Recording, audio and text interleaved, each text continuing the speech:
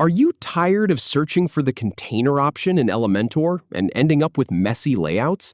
Learn the exact clicks to add and style a container in under 2 minutes.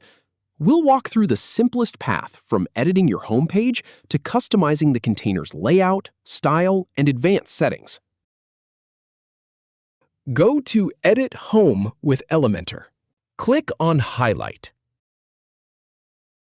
Click on Highlight. Click on Layout. Click on Layout. Click on Highlight. Click on Layout. Click on Style. Click on Advanced. If you have any feedback or if any info is inaccurate, please leave a comment below. We'll do our best to answer or redo the video if needed. Thanks for watching.